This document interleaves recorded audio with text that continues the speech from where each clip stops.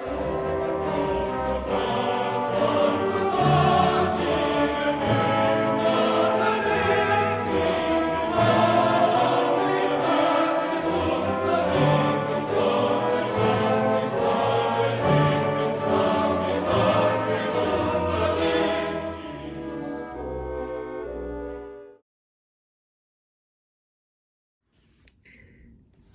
there.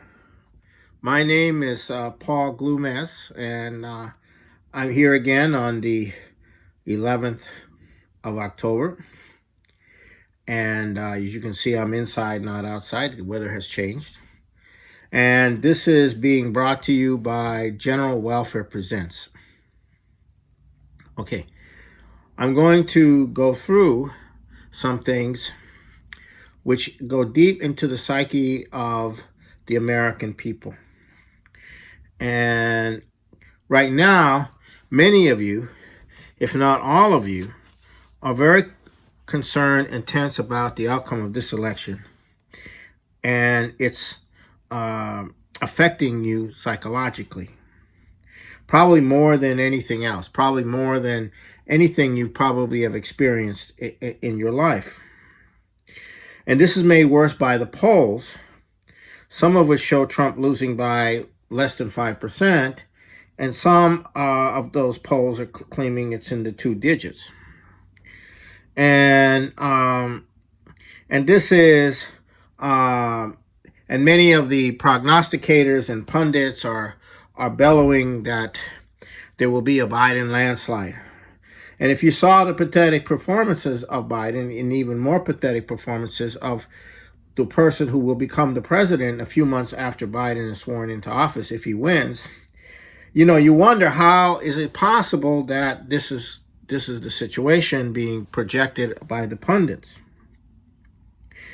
On the other hand, many of you are noticing certain desperate assaults on Trump by the media and the establishment. There was a so-called militia plot that was attempted to be linked to Trump that involved the attempted kidnapping of a Michigan governor. And it turns out that one of the leaders was an Antifa type, and another one was the FBI informant. You can figure that one out. I don't need to explain that one.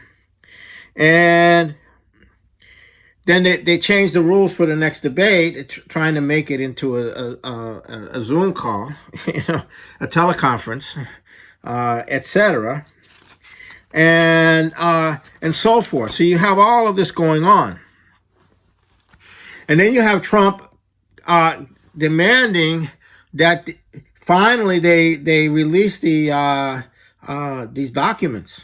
The documents aren't being released. What does that mean? That means the government ain't doing what the president is saying. And the government ain't doing what because the president is saying because the government is in an insurrection against the president, the entire government. So Trump is now beginning to question publicly Pompeo, Bill Barr, Christopher Wray, et cetera, et cetera, et cetera. So you know who's lining up where. And then Kamala Harris and the Democrats are announcing all these wonderful Bush people are now part of the Biden campaign. Kamala Harris is so happy to have this leftist dingaling, is so happy to have the Bush family with her, the Bush family values, Bush family values. Kamala Harris, I shouldn't say Pamela, Kamala Harris and Bush family values. So the entire institutional structure is either pretending to be with the president but is not, or is in an all-out insurrection against the president. Most of the Republican senators are pretending to be with the president but they're not, and so forth and so on. And there's a few people in the Senate and a few people in the House that are not. They're willing to fight. Nunes is one, and Senator Johnson is another who wrote an op-ed in the Wall Street Journal saying this is a fourth branch of government that's taken over. It is not answering to the president. It's a unelected bureaucracy is running the country, not the president. He calls it like it is. I think his name is Ron Johnson. So that's where we are now.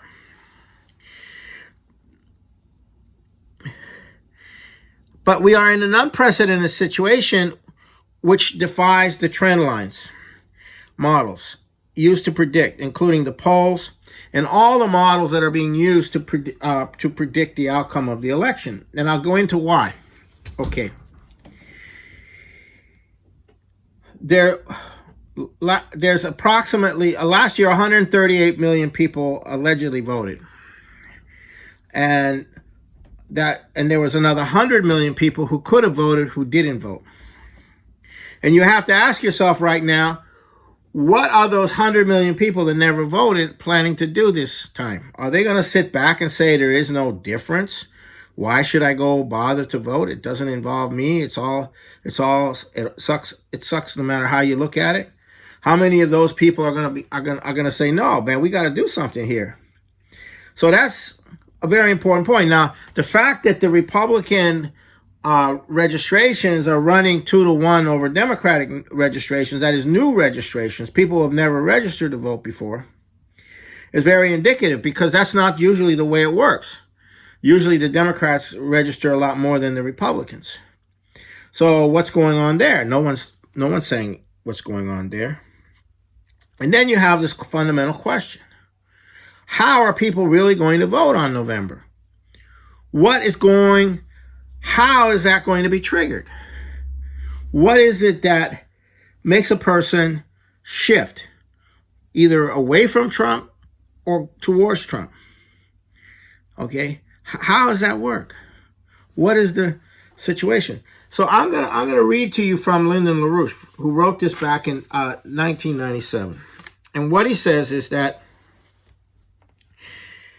in the behavior of both individual persons and of large components of entire populations, or also entire populations, the relation between the emotions and judgment is crucial.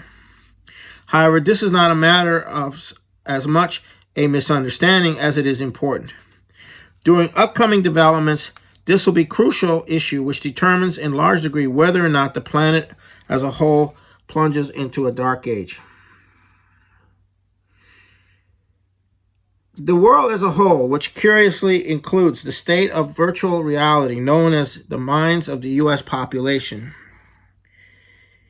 has entered a boundary condition, a kind of region which separates the preceding period from the entirely new order of things, for better or for much worse, which lies beyond what we shall experience as the increasing turbulence within this boundary zone. From evidence of expressed opinions among leading strata of the population around us, but also amongst our own ranks, there is virtually no evidence that the crucial political effects produced by this boundary layer are recognized at all. That is, the polls don't recognize this fundamental boundary condition, which shifts people. And what he describes in this is this kind of slumbering axioms of different types. And it really depends on something very profound, and I'll go into that. Generally, the way the shift occurs is based upon the relative optimism or pessimism prevailing. The factor of optimism is aroused by confidence in the new belief system as either the basis for generating useful theorems of belief for action, or a conditional confidence conditional upon the available leadership for formulating and directing appropriate forms of action. So in other words, you have the potential to elicit a new paradigm out of the existing slumbering axioms based upon in a crisis. This has to occur in a crisis. In a crisis, you have the potential to elicit in people a new paradigm based upon the slumbering actions, the optimistic slumbering axioms, and vice versa. And you see this, and Trump Trump has sought to bring an optimistic effort to trigger those axioms, that to come up with an optimistic view of the future. Whereas the media and the establishment are seeking the opposite: fear of COVID, fear of the collapse of law and order, fear of the climate change, fear of nuclear war, fear of the breakdown of Medicaid, fear, to drive the individual out of any kind of optimism. And then in that context, the more animalistic survival axioms take over. And that's what they're trying to do. That's what this Biden thing is all about. That's what this Kamala Harris thing is all about. It's like you're looking at this thing and you're being told that's it. There's no, forget it. There is no optimism. It's pessimism. And at a deeper level, this is how the election is going to be decided. Okay? By whether one set of axioms is triggered or the other set of axioms is triggered. If the set of axioms that the world is animalistic and what have you, then you're going to look at Trump as a fraud. If on the other hand you see Trump for what he's really trying to do, then you're going to see the other Biden-Harris operation as a fraud. It's not that you won't see the Harris-Biden operation as a fraud if you also see Trump as a fraud, right? But you'll see both as a fraud. And therefore, it doesn't really matter. And maybe you won't vote. But that's the nature of how this is working, how the campaign is working. It's not about this particular thing or that particular thing. It's about this deeper question of what is going to come out of the person in the context of a crisis such as we are now in. You have the economic crisis and the COVID crisis, and you have the coming financial crisis. So the trend lines aren't applicable in this situation. We have no idea how this is going to election. We have no idea of what fraud is going to commit and who's going to commit the fraud, the voter fraud, the mail-in ballot fraud. So this is causing a lot of anxiety,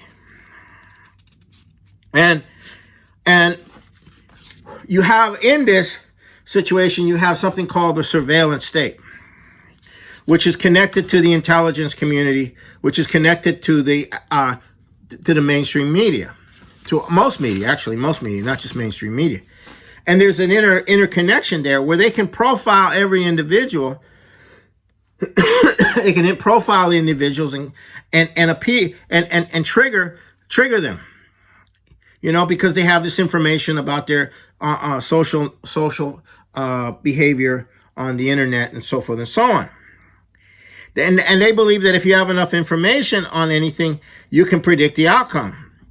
And this is how they are projecting a lot of what they're doing. It's not simply just a poll. They're projecting that by doing these things, these stimulus response things, they're going to get this reaction, and that's how they know they're going to win. And this was the whole point that was about the Hillary Clinton campaign, was they knew she was going to win because they did this incredible computerized modeling that they ran the campaign on, and they lost.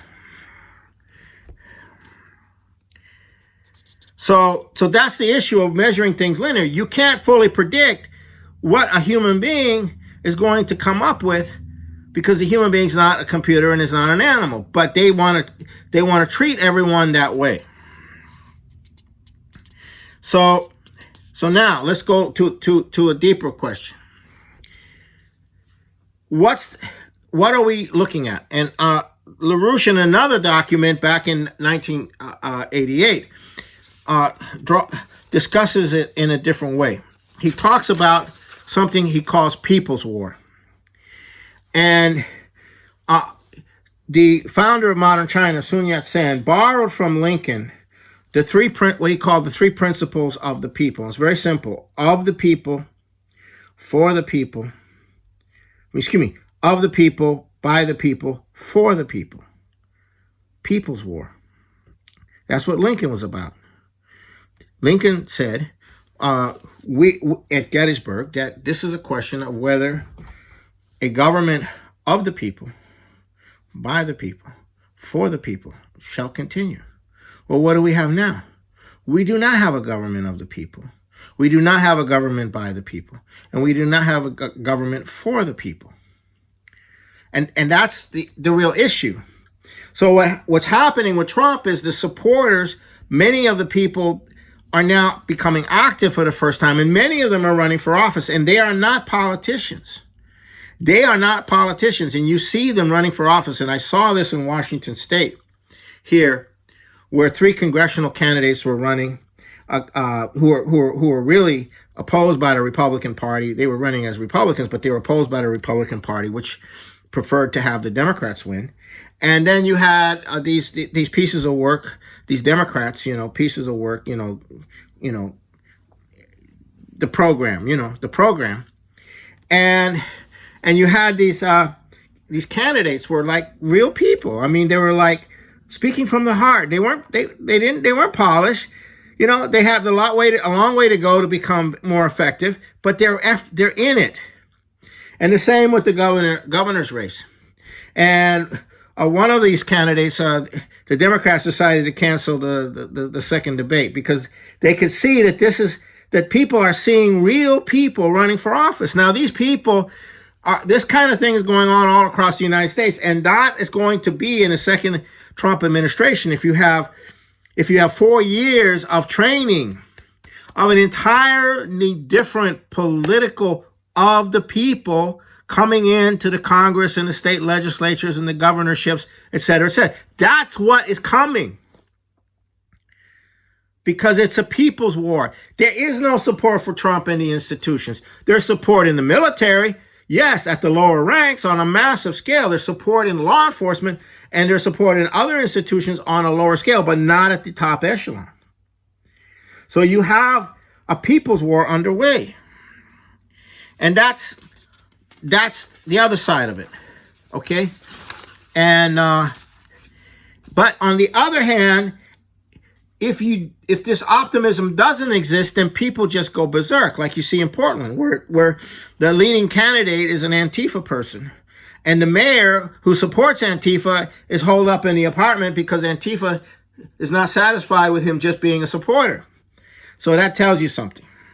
So this is the direction you're going to go in. A certain type of anarchy and violence and general sense that, just keep your head low, try to survive. There's no other way. There is nothing good in the society. There's no hope. There's no future. And Green New Deal, population reduction. And you might be one of the lucky ones to not survive, or we might be one of the lucky ones to survive.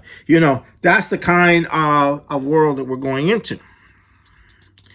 So that's where we are. And as we go into a second Trump administration, that's when the real people's war gets underway. That's when all these bureaucrats are going to try to CYA, cover their ass, because that's what's coming. Because Trump, it doesn't forgive, okay?